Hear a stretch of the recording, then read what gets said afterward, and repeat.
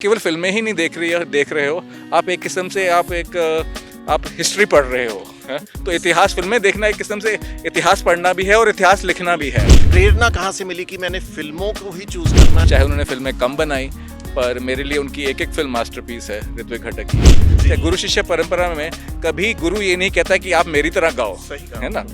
गुरु चाहता है कि आप अपनी आवाज़ ढूंढिए, आप अपनी लय ढूंढिए और अपना कहने का तरीका अपनी तरह से गाने का, ताकि आप केवल मेरी एक कॉपी ना बन के रह जाएं। ये सब बातें करना और चुप्पी, ये सब हमारे जीवन का हिस्सा ही है, दिनचर्या है। तो हम हमेशा ही तो बोल नहीं रहे होते, हम कितना तो हम सुन रहे होते हैं। आई थिंक मेरे ख्याल से हम दिन में सुनते ज़्यादा हैं और बोलते कम हैं।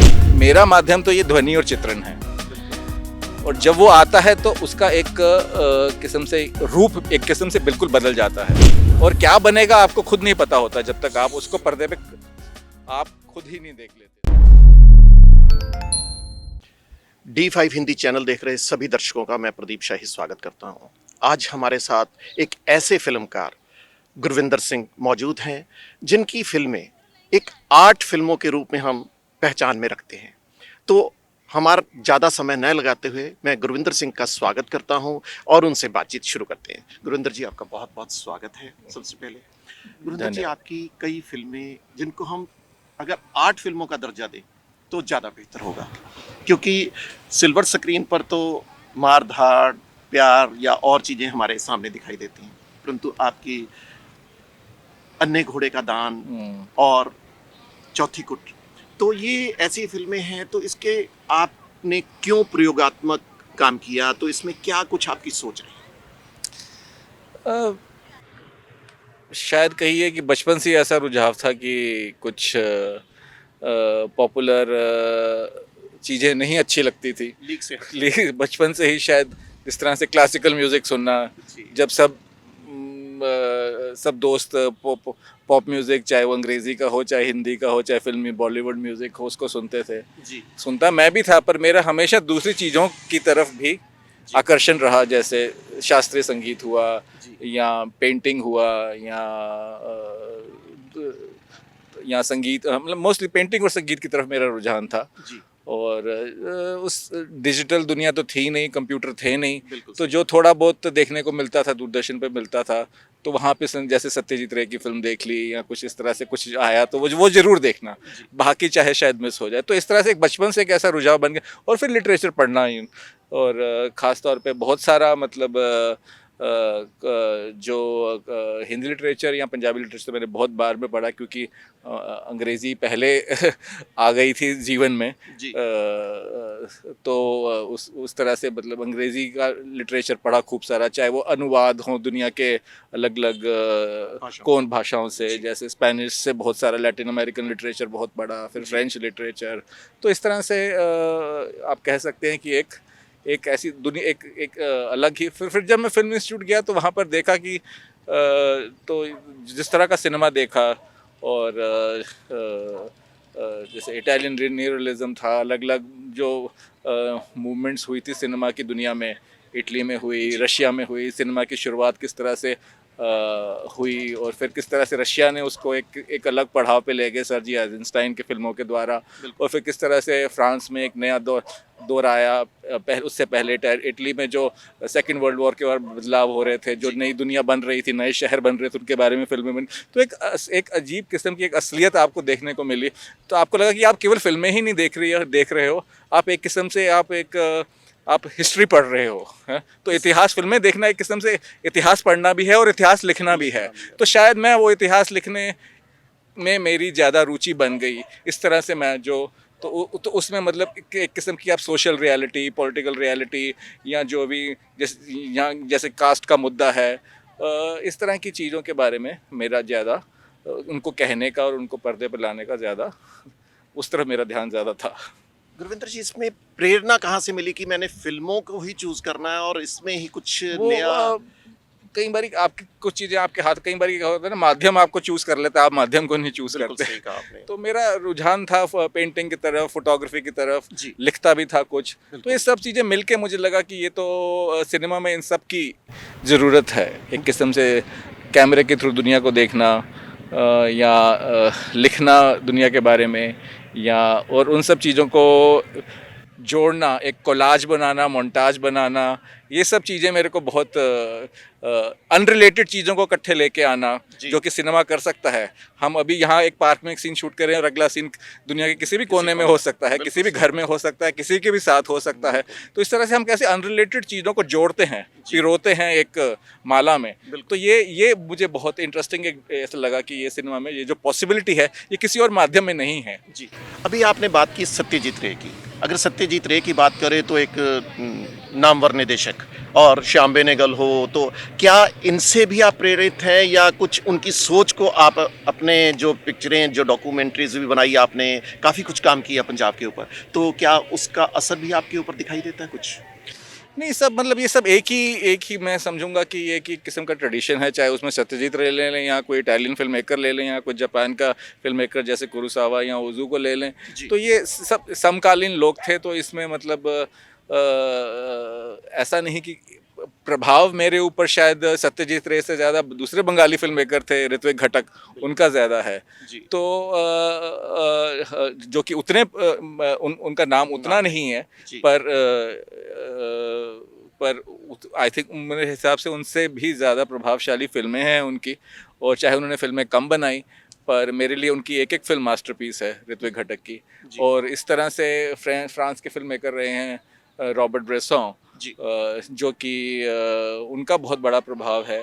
और फिर मेरे अपने टीचर थे मणि कौल, जो कि भारतीय पैरेलल सिनेमा के एक प्रमुख निर्देशक थे। उन्होंने फिल्में बनाई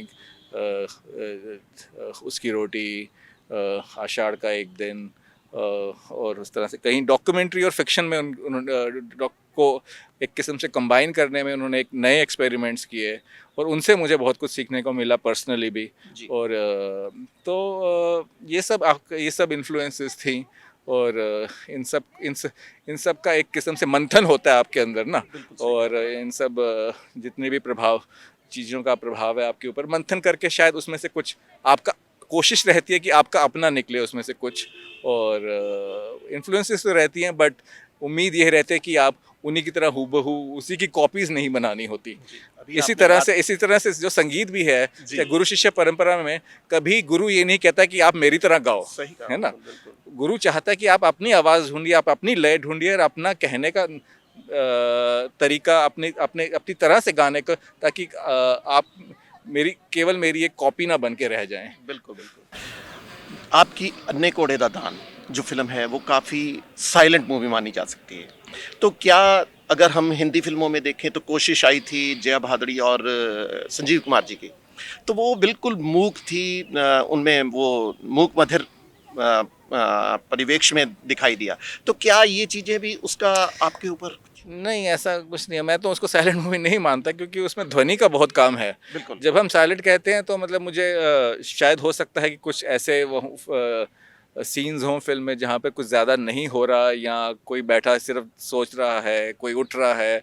अब जैसे सुबह आप उठते हैं तो क्या कोई शोर थोड़ी होता है आपके, आप सुबह उठते हैं, जिस तरह से आपकी दिनचर्या शुरू करते हैं, तो इस तरह से फिल्म भी एक सुबह की दिनचर्या से शुरू होती है, जब परिवार उठ रहा है, चाय बन रही है, और धीरे धीरे कोई आके बताता है कि किसी के घर को तोड़ दिया गया है। तो वो एक किस्म का एक बिल्डअप होता है, जो कि आपको एक इवेंट के अंदर लेके जाता है। तो ये तो मैंने जैसे पहले भी कहा कि ये जो साइलेंस है और जो वार्तालाप है, साइलेंस, ये सब बातें करना और चुप्पी, ये सब हमारे जीवन का हिस्सा ही है, दिनचर्या है। तो हम हमेशा ही तो बोल नहीं रहे होते, हम कितना तो हम सुन रहे होते हैं। आई थिंक मेरे ख्याल से हम दिन में सुनते ज़्यादा हैं और बोलते कम हैं। अपने आप से बातें कितनी करते हैं, है ना। दूसरों से ज़्यादा शायद हम अपने आप से बातें करते हैं। तो वो बातें जो हम अपने आप से करते हैं वो तो एक साइलेंस ही है ना, उसको आप तो पर उसमें उसमें मतलब उसमें फिर पर सिर्फ बोलने के अलावा हर एक चीज़ बोलती है। दीवारें भी बोलती हैं और पेड़ भी बोलते हैं और हर एक हर एक किस्म से इंसान हर का हर चरित्र भी बोलता है, चरित्र तो भी बिल्कुल बोलता सही है। कहा आपने। बिना बिना कुछ बोले ही फोटोग्राफ क्या करती है? बिल्कुल सही कहा। फोटोग्राफ बोलती थोड़ी है। बिल्कुल। तो हम फोटोग्राफ को इतनी अहमियत क्यों देते हैं? हम फोटोग्राफी क्यों खींचते हैं? आज भी सब लोग मोबाइल फ़ोन पे फ़ोटोएँ खींच के पोस्ट करते रहते हैं। क्या अहमियत है? वो फ़ोटो में बोल तो नहीं रही है ना। बिल्कुल, तो कुछ बिल्कुल। तो उसमें वो कुछ एक्सप्रेस तो कर रही हैं, तभी उनकी वैल्यू है, तभी हम उनको इतना शेयर करते हैं जी, और हम जी। इतना खींचते हैं अब तो। जी। गुरविंदर जी, एक आखिरी सवाल। जी। वो ये कि भी आपने पंजाबी फ़िल्मों में काम किया, आर्ट फ़िल्में या डॉक्यूमेंट्री में, क्या और भाषा में भी आपका कुछ योगदान इस तरह का है? या अ, करने की कुछ प्लानिंग अभी हो? मैंने हिंदी में एक फ़िल्म बनाई।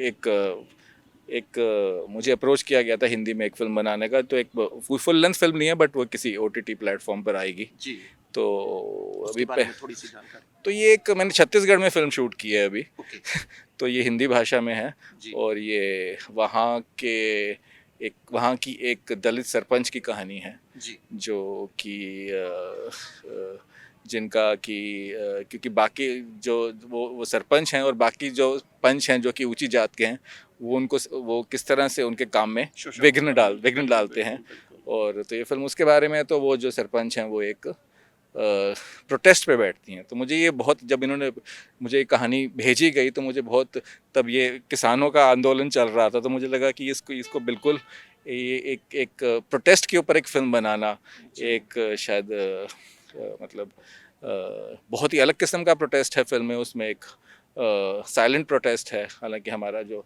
मैं ये जो किसान आंदोलन भी था तो मैंने ऑलमोस्ट 4-5 महीने यहाँ पर भी रह के ओके, उसको डॉक्यूमेंट किया है। उसको मैं अभी भी एडिट कर रहा हूँ, शायद उसमें से कुछ अच्छी उसमें से कुछ फिल्म निकालने की उम्मीद है। काफ़ी मेरे पास मटेरियल है किसान जी, आंदोलन का भी। तो हाँ, तो मतलब इस तरह से मतलब डॉक्यूमेंट्री में मेरा भी हमेशा रुझान रहा है। और चाहे मैं जितनी मर्जी फिल्में वालों हमेशा डॉक्यूमेंट मतलब इस एक किस्म से 2-3 लोगों के साथ कैमरा, जैसे आप लोग घूम रहे हैं कैमरा और माइक लेके, मुझे भी इस तरह से घूमना बहुत अच्छा लगता है। फिक्शन बनाना, फिल्म बनाना एक बहुत ही अलग एक्सपीरियंस है। वहाँ पे आपके 100-150 लोग, 200 लोग आपके साथ काम कर रहे हैं, वो एक अलग अनुभव है और ये बिल्कुल ही अलग अनुभव है। तो हाँ, अब तो मैं ये कह रहा था कि मैंने अभी हिंदी में एक फ़िल्म बनाई है, तो उम्मीद है कि इस साल वो जल्द ही किसी ओटीटी प्लेटफॉर्म पर आएगी।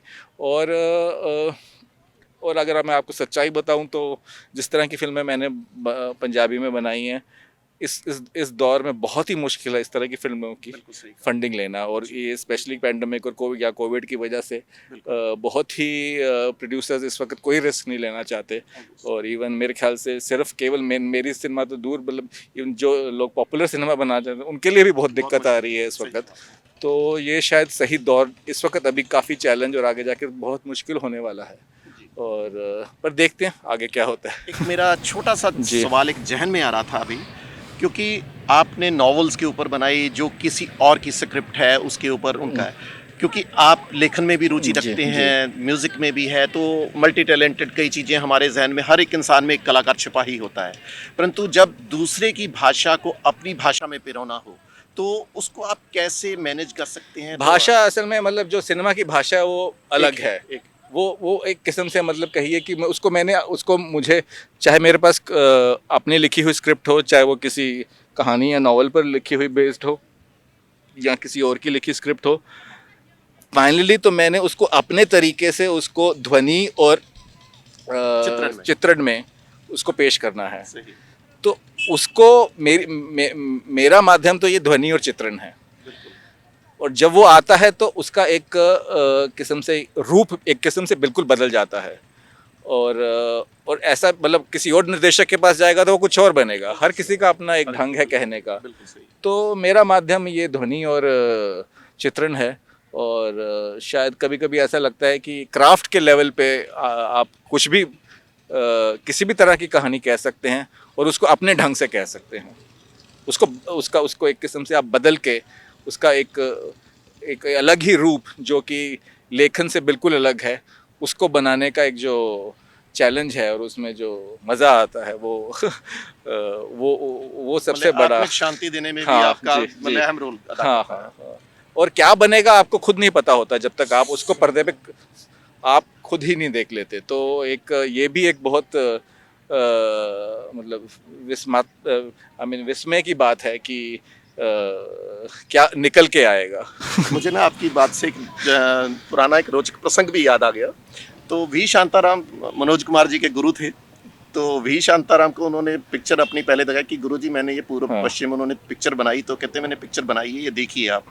तो पिक्चर देखने के बाद जब वी शांताराम बाहर आए तो उन्होंने एक ही बात कही, कहते मनोज तुमसे फिल्म बनाई नहीं बन गई। तो कई बार वही चीज आपकी में आ जाती है कि हम बनाने की कोशिश कुछ और करते हैं और बन जाती है, तो जी। कई चीजें हमारे लिए कुछ नया रूप लेकर भी आती जी हैं। जी, उसमें संभावना होनी चाहिए कि आप, बिल्कुल। उसमें मुझे लगता है कि इतना कंट्रोल नहीं होना चाहिए कि आप इसी तरह से बनाना चाहते हैं। बिल्कुल। जितना आप कंट्रोल में रखने की कोशिश करेंगे उतनी चीज़ आपके कंट्रोल से बाहर बाहर हो जाएगी। जाएगी, सही। जितना आप सहज रहेंगे वो अपना रूप लेती रहेगी, और वह रूप, उस रूप में जो एक सच्चाई और जो एक किस्म से सुंदरता होगी वो आप उसको आप इमेजिन पहले से नहीं कर सकते। उसकी आप रूपरेखा एक किस्म से पहले से तैयार नहीं कर सकते। बिल्कुल सही। तो ये थे हमारे साथ गुरविंदर जी, जिन्होंने अपना समय दिया, यहाँ पटियाला में आए। तो मैं उनका आभार व्यक्त करता हूँ। गुरविंदर जी बहुत बहुत धन्यवाद। बहुत बहुत आपका। धन्यवाद। तो बहुत बहुत उम्मीद है कि शुक्रिया। जल्दी ही आपके साथ फिर मुलाकात जी। होगी। हिंदी फिल्म के लिए भी आपको हमारी तरफ से बहुत बहुत शुभकामनाएं। बहुत बहुत शुक्रिया। देखते रहिए D5 चैनल हिंदी। इस तरह के प्रोग्राम हम आपके समक्ष फिर पेश करते रहेंगे। अब मुझे इजाजत दीजिए। कैमरामैन गगन के साथ प्रदीप शाही।